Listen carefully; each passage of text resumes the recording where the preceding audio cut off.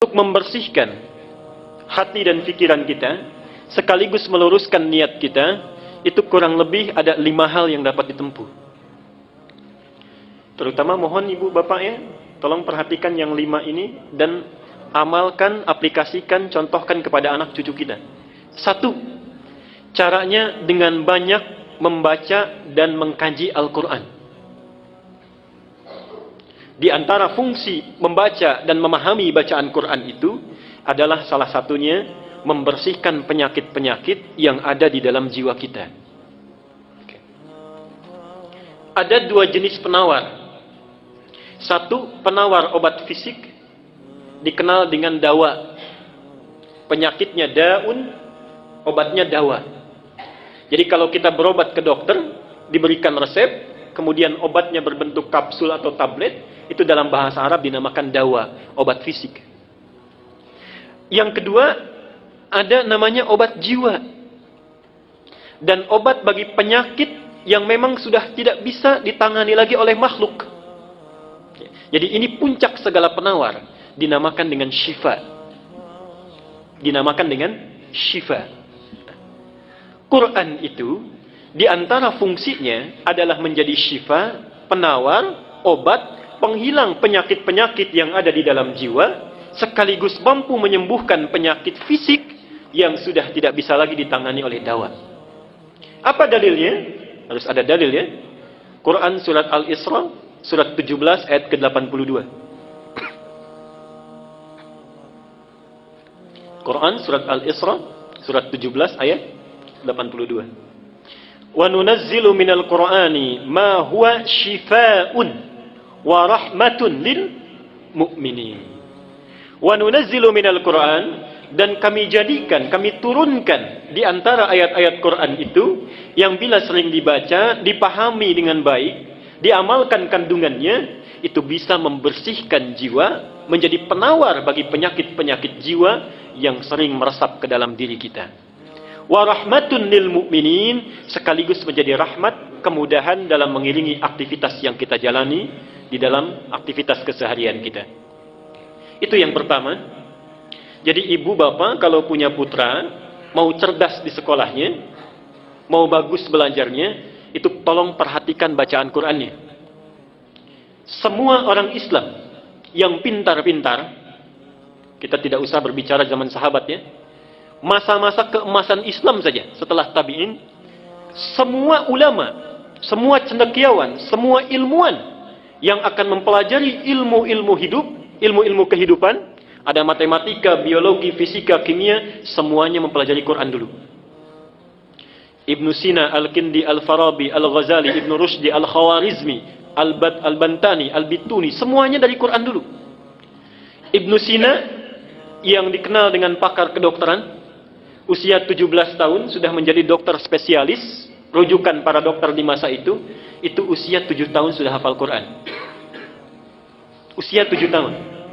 Semua ulama Islam itu orang tuanya memasukkan dulu anaknya untuk hafalan Quran.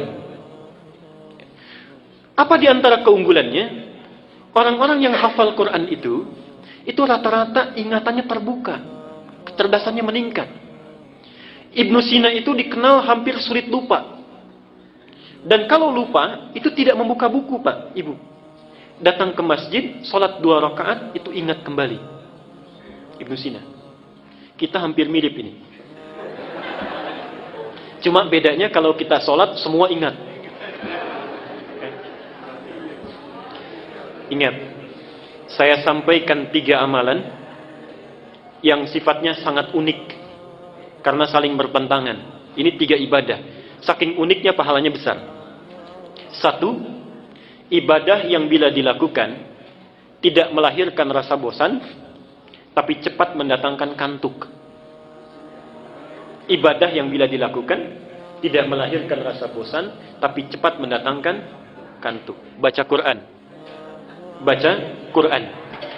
Itu biasanya begitu.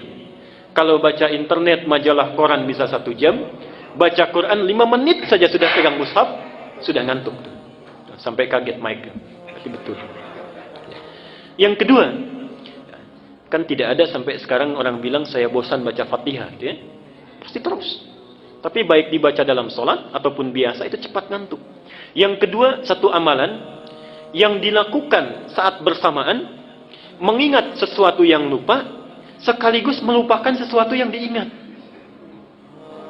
Ingat sesuatu yang lupa, sekaligus melupakan sesuatu yang diingat. Sholat. Saat kita bertakbir itu, seharusnya kita kan ingat ya, ini rakaat pertama, kedua, tapi bisa lupa. Dan saat yang bersamaan bisa mengingat sesuatu yang lupa. Kunci ditaruh di mana ingat, kan? Buku hilang di mana ingat, arisan tanggal berapa belum dapat ingat, juga semua masuk. Ya. Dan yang ketiga, amalan ibadah yang semuanya bagus, yang bila dilakukan merekatkan sesuatu yang renggang sekaligus merenggangkan sesuatu yang rekat. Merekatkan sesuatu yang renggang sekaligus merenggangkan sesuatu yang rekat. Nikah. Nikah itu ibadah yang dilakukan bisa merekatkan sesuatu yang renggang. Ini tidak kenal dengan si A, setelah dinikahi menjadi saudara mahram bil musaharah. Saking dekatnya disebut persaudaraan ini mahram.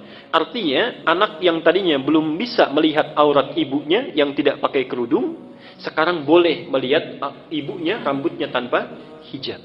Mahram bil musaharah, saking dekatnya. Tapi saat yang bersamaan merenggangkan sesuatu yang rekat. Coba lihat.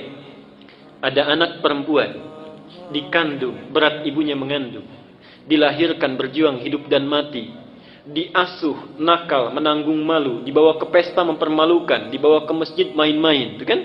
Setelah dewasa, tumbuh cantik, belum genap, belum sempat dipetik buahnya, sudah dibawa oleh orang lain yang baru dikenalnya. Anak laki-laki perawatannya sama, walau tidak kalah repot. Setelah dewasa, tumbuh, dapat gaji, belum sempat diberikan pada ibunya, sudah harus diberikan kepada orang yang baru dikenalnya. Renggang. Ya. Karena itulah hati-hati, tidak ada mantan ayah dan ibu, dan kata Nabi, celaka, bu'dan liman adraka abawahil kibar falam yudkhilal jannah. Celaka orang yang masih hidup bersama orang tuanya, sudah sepuh tapi tidak mampu memasukkannya ke dalam surga. Yang kedua adalah memperbanyak salat malam. Memperbanyak salat malam, rajin tahajud. Itu untuk membersihkan jiwa dan pikiran kita. Dalilnya surat Al-Muzammil ayat ke-6. Inna nasyi'atal laili hiya ashaddu wat'aw wa aqwamu qila. Sungguh bangun malam itu, salat malam itu lebih cepat menyentuh kepada jiwa. Di antaranya bisa membersihkan diri kita. Saya cepat saja. Al-Muzammil ayat ke-6. Yang ketiga, banyak melakukan puasa. Banyak melakukan puasa. Di antara fungsi puasa itu memperbaiki perilaku yang tidak baik dan membersihkan penyakit jiwa yang buruk. Mana dalilnya? Sahih Al-Bukhari nomor hadis 1869. Sahih Al-Bukhari nomor hadis 1869.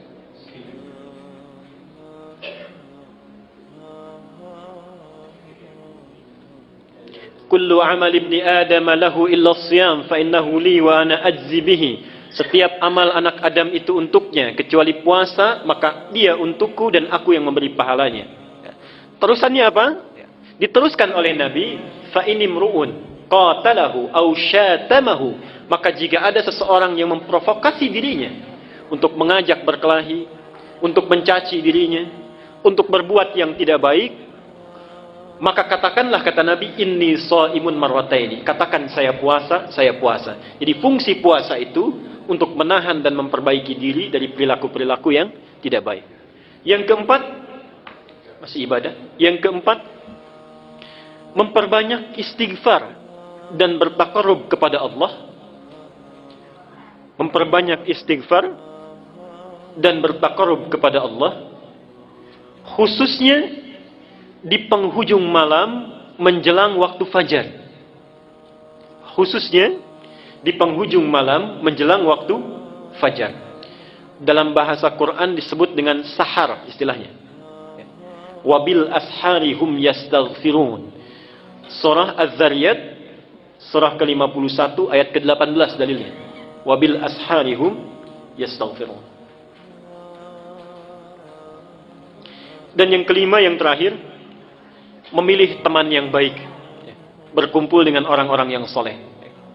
Ilmu kita bagus, hati kita baik, tapi berkumpul dengan orang-orang yang jelek, perilaku anak pun akan terpengaruh. Ini maaf Pak Ibu ya, tolong mulai sekarang itu kalau cari-cari sekolah, cari universitas, cari yang 5 kriteria ini baik. Yang bisa memberikan akhlak yang baik, tempat yang baik. Jangan sekedar pandai ya, pandai itu gampang dicarinya. Tapi carilah sekolah yang memberikan akhlak yang baik.